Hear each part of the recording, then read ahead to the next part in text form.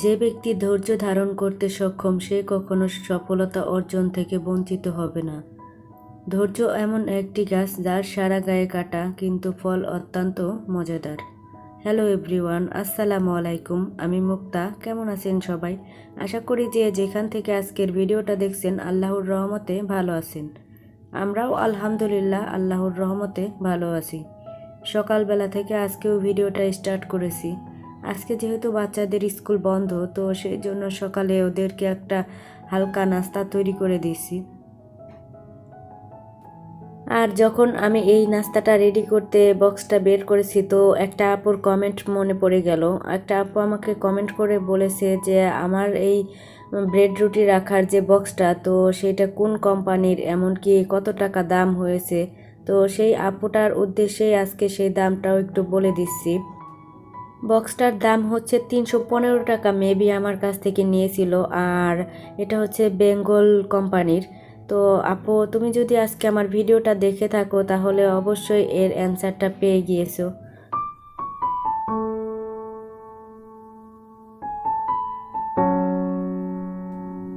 কয়েকদিন যাবৎ গলা এত পরিমাণ ব্যথা আর এতটা ভারী হয়ে আছে, কি বলবো, কথা বলতে অনেকটা কষ্ট হয়। সেই জন্যই মশলা দিয়ে এরকম একটা চা তৈরি করে সকালে খেয়ে নিচ্ছি। ডাক্তারের কাছেও গিয়েছিলাম, তো ডাক্তার অনেকগুলো টেস্ট এমনকি সাজেশন দিয়েছে সেই অনুসারে চলার জন্য। তো গরম পানি দিয়ে গড়গড়া করছি, তারপরে হচ্ছে চা খাচ্ছি। জানি না কবে যে এই ব্যথা কিংবা এই সমস্যা থেকে আল্লাহ আমাকে মুক্ত করবে। তো সবাই আমার জন্য একটু দোয়া করবেন, আল্লাহ যেন আমাকে তাড়াতাড়ি সুস্থ করে দেয়। আমি যেখানে ডাক্তার দেখানোর জন্য গিয়েছিলাম, তো তার উপরে আমার একটা প্রিয় আপু থাকে। তো সে আমাকে কমেন্ট করে কিন্তু তার বাসায় যাওয়ার জন্য দাওয়াত করেছিল। আসলে ওইরকম সুযোগ ছিল না, এমনকি সময়ও ছিল না, বিধায় আমি আর তাকে নখও দিতে পারিনি, এমনকি যেতেও পারিনি। আর একটা মূল বিষয় কি, উনি আমার একদম পুরো ভিডিওগুলো দেখে আর খুবই ভালো ভালো এত সুন্দর কমেন্ট করে, উৎসাহমূলক, আমার খুবই ভালো লাগে। তবে আপুটার সাথে আমার একমাত্র এই কথোপকথনগুলো হয়েছে শুধু আমার এই ভিডিওর মাধ্যমেই। উনি হচ্ছে আমার ভিডিওতে এসে কমেন্টগুলো করতো, এমনকি ওখান থেকে আপুর সাথে আমার পরিচয়। আপুর নামও নাকি মুক্তা, নামে নামে অনেকটা কিন্তু মিল আছে। আপুর 3টা বাচ্চা, আল্লাহ যেন তার 3 বাচ্চাকে সুস্থ রাখে, ভালো রাখে, এতটুকুই শুভকামনা করছি।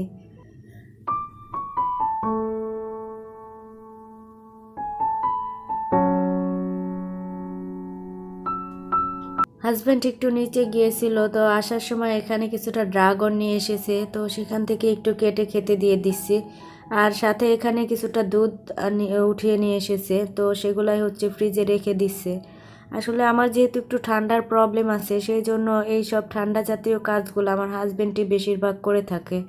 আমাকে এতটা হেল্প করে আর এতটা সাপোর্ট করে, সেটা হয়তো বা আপনাদেরকে আমি বলে বোঝাতে পারবো না। অনেকটা ভাগ্য করে হয়তো বা এমন একটা হাজব্যান্ড কিংবা এমন একটা স্বামী পেয়েছি আমি। আপনাদের সবার দোয়া আর ভালোবাসাতে যেন এভাবেই আজীবন কাটাতে পারি।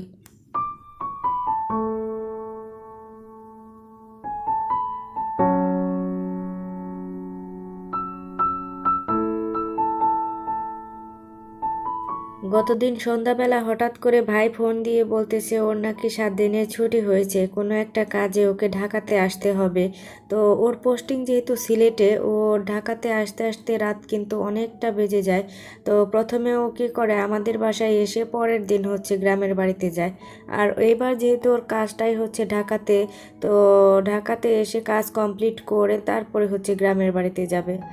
আর সেই জন্য ও সকালেই বলে দিয়েছে যে আপু, সকালে আমাকে তোমার হাতের গরম গরম ডাল, ভর্তা, ভাজি এই সব আইটেমগুলো রান্না করে খাওয়াবা। তো সেই জন্য ওর জন্য ওই নাস্তাগুলো রেডি করে রেখেছি। ও ঘুম থেকে উঠলেই ওগুলা দিয়ে ওকে খেতে দিয়ে দিব।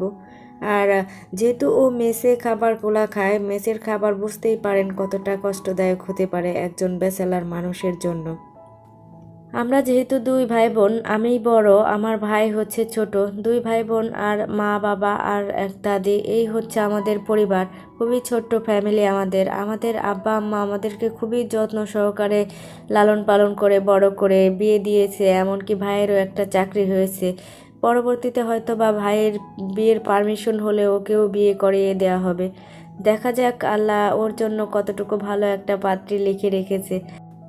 আমি যখন প্রথম ইউটিউব চ্যানেলটা খুলি তার আগে আমি অনেক আপুদের ভিডিওগুলো দেখতাম, আর ওনাদের ভিডিও দেখে না মনে হতো এত সহজ, আর এত সহজে ওনারা ভিডিও থেকে আর্নিং করতে পারছে।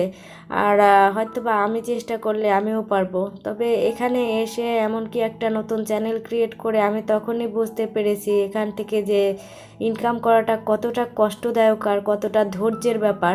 সেই ধৈর্যটা না থাকলে কিংবা গন্ডারের মতো চামড়া না হলে কিন্তু ইউটিউবে টিকে থাকা কষ্টকর।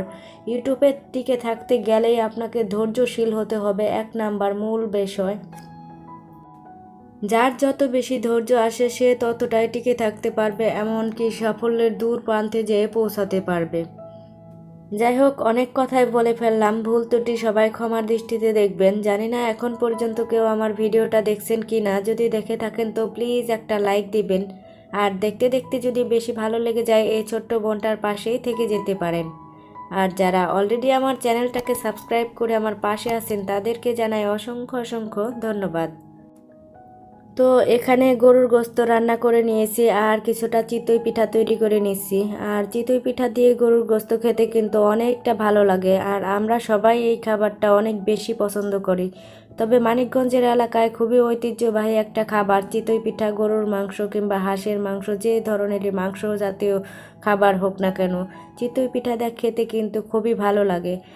আমি যেহেতু এরকম ছোট্ট একটা সাজে করে পিঠাগুলা তৈরি করছি, আর একটা একটা করে পিঠা তৈরি করতে কিন্তু অনেকটা টাইম লেগে যাবে, তো সেই জন্য আমি এরকম একটা হটপটের মধ্যে পিঠাগুলো রেখে তারপরে সবাই একসাথেই তৈরি করার পরে খেয়ে দিয়ে নেব। সবগুলা পিঠা তৈরি করে দুপুরের খাওয়া দাওয়াটাও মাশাল্লাহ সবাই অনেকটা তৃপ্তি সহকারে করে নিয়েছি।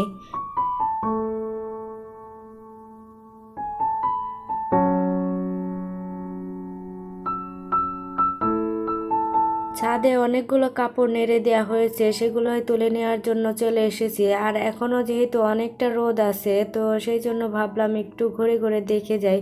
আর শীতের সময় এরকম মিষ্টি মিষ্টি রোদ কিন্তু একটু হলেও ভালো লাগে। যাই হোক, চলে এসেছি এরপর বাসায় এসে এখানে কিছুটা ফ্রোজেন সিঙ্গারা ছিল, সেগুলাই একটু ভেজে সবাই মিলে খেয়ে দিয়ে নেব।